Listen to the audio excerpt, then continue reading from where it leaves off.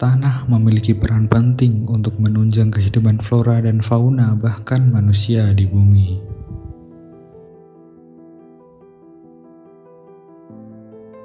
Tempat yang menjadi pijakan dan tempat menggantungkan hidup jutaan manusia di dalamnya ini merupakan sumber daya alam yang tak terhitung manfaatnya. Indonesia merupakan negara kaya dengan luas daratan mencapai 2,1 juta kilometer persegi, yang di dalamnya mengandung kekayaan flora, fauna, dan segala kekayaan yang terkandung di dalamnya.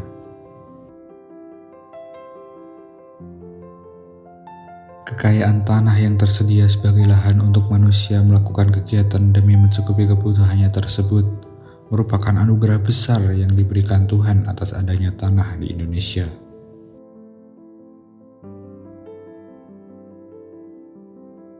Tanah dimanfaatkan secara beragam oleh masyarakat dalam mencukupan kebutuhan hidupnya, mulai dari pangan hingga dalam menunjang aspek ekonomi.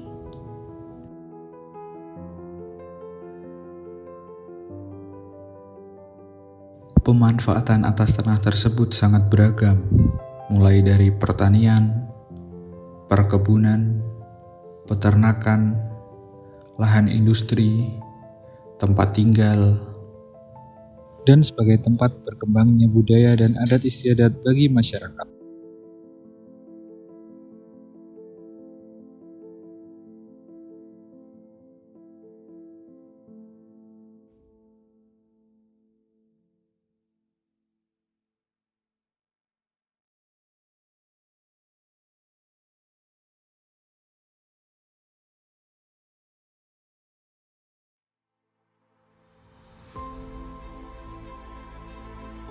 Indonesia merupakan negara terpadat setelah Tiongkok, India, dan Amerika. Menjadi permasalahan ketika kepadatan penduduk kurang memberikan hak dan kewajiban warga negara untuk berpijak menghidupi kesehariannya. Tanah ini nggak saya jual untuk kehidupan keluarga saya sampai anak cucu. Kita kan jadi terus terbengkalai gitu. Tanah menjadi salah satu persoalan yang kerap muncul dalam permasalahan hajat hidup orang banyak. Persebaran penduduk yang tidak merata memberikan dampak negatif terhadap pemanfaatan tanah. Penduduk yang tidak memiliki tempat atau tanah untuk melangsungkan kehidupan banyak mengambil dan mengelola sembarang tempat. Sebuah data LBH tahun 2016 mengungkapkan 8.145 kepala keluarga dan 6.283 unit menjadi korban adanya penggusuran di Jakarta, dengan 84% tanpa adanya proses musyawarah. Ya, Pembangunan adalah sebuah transformasi terhadap fasilitas untuk lebih baik. Tetapi dari pembangunan juga terjadi banyak sengketa lahan, seakan pemerintah sedang melawan warganya sendiri. Nilai dari tanah milik warga, sejarah dan tradisi yang dibangun di tempat itu tidak mudah direlakan oleh sebagian orang. Proses komunikasi harus dilalui dengan perlahan. LBH Provinsi Yogyakarta mengungkapkan pada tahun 2019 pengadaan lahan untuk adanya bandara masih menjadi permasalahan. Ada 35.942 orang dan 144 kepala keluarga yang diduga menjadi korban dalam kasus ini. Mempertahankan hak milik adalah kewajiban setiap manusia. Tapi ini adalah perampasan yang terlalu besar, ya Allah. Semuanya dirampas, ya Allah.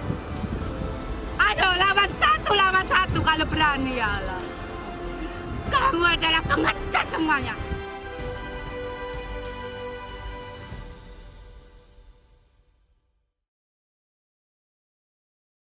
Sesuai Peraturan Republik Indonesia Nomor 17 Tahun 2015 tentang ATR BPN, ATR BPN memiliki tugas melakukan penyelenggaraan pemerintahan di bidang agraria.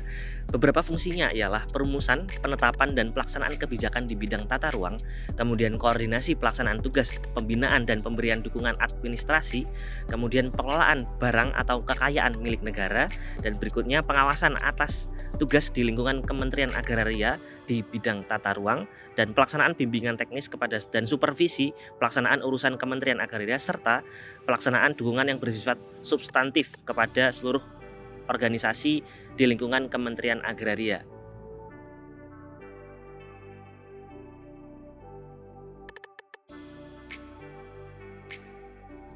Baik, berbincang mengenai administrasi digital agraria, kita akan melihat Badan Pertanahan Nasional sebagai salah satu institusi yang dominan dan juga signifikan. Kenapa? Karena Badan Pertanahan Nasional memiliki satu esensi mendasar dalam aktualisasi tugas pokok dan juga fungsinya, yaitu mengenai pendaftaran tanah. Apa itu pendaftaran tanah? Pendaftaran tanah berkaitan dengan memvalidasi atau memformalisasi adanya hak atas tanah terhadap seseorang, sekelompok orang, atau golongan tertentu. Baik. Selanjutnya kita akan melihat bagaimana transformasi digital dalam konteks good governance itu bekerja dalam Badan Pertanahan Nasional.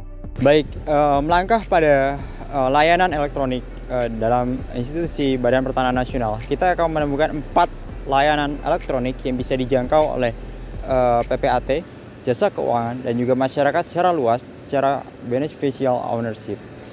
Layanan yang pertama adalah surat tanggungan atau hak tanggungan elektronik atau HTL.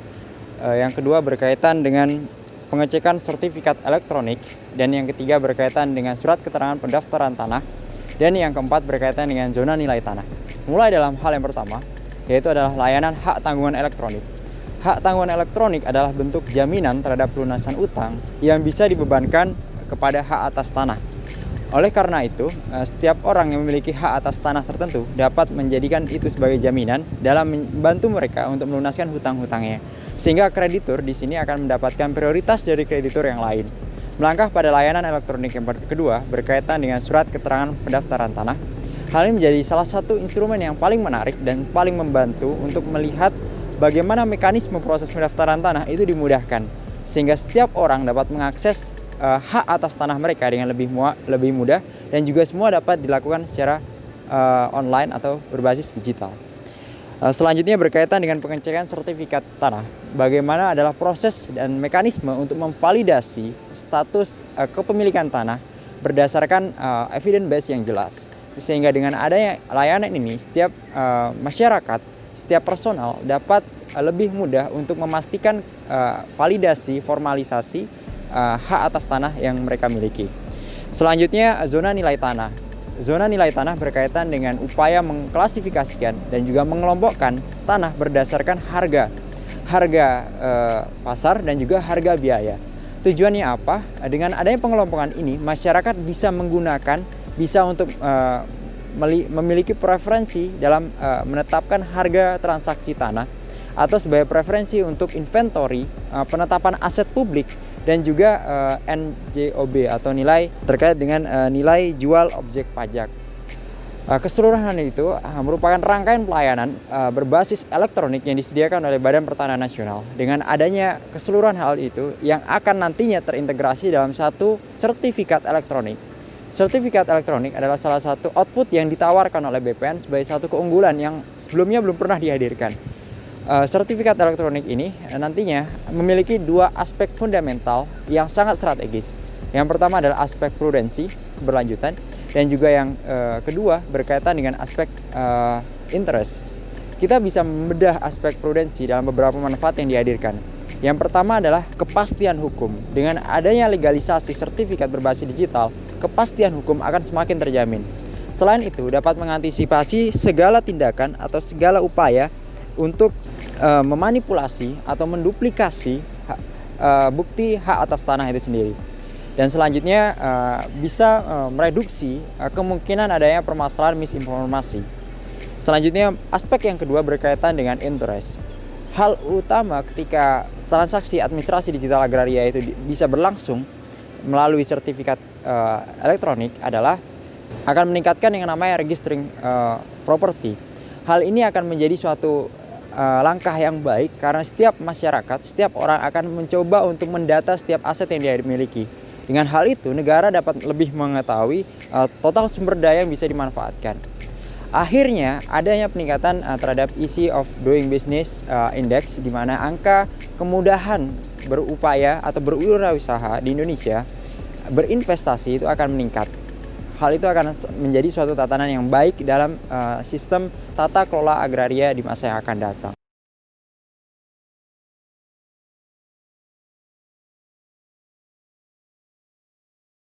Baik, kita akan coba untuk melihat aktualisasi prinsip-prinsip good governance dalam praktis Badan Pertanahan Nasional terhadap 6 prinsip fundamental yang membangun good governance. Yang pertama kita akan melihat transparansi, partisipasi, akuntabilitas, kewajaran. Selanjutnya ada independensi, dan yang terakhir ada responsibility. Keseluruhan itu menghadirkan satu instrumen transformasi digital untuk dianalisis lebih lanjut terkait dengan tata kelola pemerintahan yang baik. Mulai dari aspek yang pertama berkaitan dengan transparansi atau keterbukaan. Kita bisa melihat konteks yang paling gamblang di Badan Pertanahan Nasional adalah terkait dengan inklusivitas data, di mana data bisa diakses oleh siapapun, oleh institusi apapun, untuk melihat dan memanfaatkan tanah secara lebih kontekstual dan juga berdaya guna yang baik. Selanjutnya kita akan melihat bahwasannya akuntabilitas di sini diwujudkan dengan adanya instrumen Simponi, salah satu digital production yang dihasilkan oleh BPN itu sendiri untuk memfasilitasi adanya proses billing atau pembayaran, sehingga masyarakat dapat lebih melihat keberlanjutan dan juga aktualitas daripada proses pembayaran itu sendiri, sehingga pertanggungjawaban itu akan membentuk suatu tanggung jawab institusi terhadap publik yang lebih luas. Selain itu kita bisa melihat dengan adanya data sharing, yang pertama dalam hal kepada pemilik manfaat atau beneficial ownership, dan yang kedua terkait dengan BPN membagi data terhadap dua instrumen itu untuk melihat untuk menghadirkan suatu pertanggungjawaban institusi yang kuat. Kenapa? Karena dengan 3 sumber dana yang diperoleh dalam program PTSL atau pendaftaran tanah sistematis lengkap, di mana BPN memperoleh 3 aliran dana. Yang pertama dari RM atau rupiah murni, yang kedua dari PNBP atau pendapatan negara bukan pajak, dan yang ketiga berkaitan dengan PHLN atau pinjaman dan juga hibah luar negeri, di mana ketiga sumber dana itu perlu adanya tanggung jawab institusional dengan mekanisme yang telah diatur secara rigid. Melangkah pada prinsip yang ketiga, yaitu terkait dengan partisipasi. Badan Pertanahan Nasional telah menerapkan berbagai mekanisme yang menarik untuk menghadirkan adanya kolaborasi bersama dengan citizen atau masyarakat secara luas. Kita bisa melihat salah satunya ketika masyarakat mengakses website atau suatu aplikasi, ketika kita mengatakan ada Bumi, aplikasi Gistaru, dan juga kita bisa melihat berbagai instrumen lainnya, itu sama saja dengan melengkapi data pertanahan yang ada di Indonesia. Karena nantinya setiap orang akan mengisi status datanya, status data tanah yang dia miliki, sehingga akan membantu pelengkapan data pertanahan. Dengan adanya hal itu sudah melibatkan masyarakat untuk menjadi pelopor untuk mengisi kelengkapan data pertanahan di Indonesia. Baik, berbincang mengenai aspek selanjutnya, kita akan membedah prinsip kewajaran, fairness, di mana kita akan melihat bahwa Badan Pertanahan Nasional telah menghadirkan RTR online atau mekanisme untuk mengorientasikan pemberdayaan atau pengelolaan pertanahan berbasis atas orientasi yang telah ditetapkan di awal, rencana tata ruang dan juga rencana wilayah. Dalam hal ini, Badan Pertanahan Nasional telah menghadirkan suatu pengelolaan tanah yang memperhatikan segala aspek di dalamnya, sehingga tidak adanya akumulasi pertanahan yang hanya terpusat pada segmentasi tertentu. Selain itu, kita bisa melihat prinsip dari responsibilitas, di mana setiap digital production yang dihasilkan, land office yang dihasilkan, keseluruhan hal itu menghadirkan pelayanan yang efisien, signifikan, dan juga praktis bagi masyarakat untuk mengakses berbagai pelayanan institusional terkait dengan pendaftaran tanah. Hal ini tentu memangkas jarak yang selama ini menjadi pembatas besar antara masyarakat dan juga institusi, sehingga dengan kedekatan ini telah menghadirkan suatu responsivitas pelayanan. Oke, dan yang terakhir, hal yang tidak kalah menarik adalah independensi, di mana institusi BPN telah hadir sebagai salah satu institusi yang berdaulat sepenuhnya dalam hal menentukan pendaftaran tanah. Kenapa bisa dibilang berdaulat? Karena hal ini menghadirkan Badan Pertanahan Nasional sebagai salah satu institusi profesional yang mengedepankan suatu pola kerja yang tersintegrasi dan juga termanifestasi dalam berbagai output digital. Keseluruhan hal tersebut semakin mendaulatkan adanya proses institusi pendaftaran tanah. Selanjutnya, keseluruhan aspek yang telah kita bahas di situ semakin menunjukkan adanya aktualisasi good governance dalam Badan Pertanahan Nasional. Dalam hal ini, nantinya akan tercipta suatu ekosistem digital agraria yang senantiasa tertata semakin lebih baik, di mana setiap orang bisa mengelola dan memanfaatkan tanah untuk kehidupan dan penghidupannya. Demikian, terima kasih.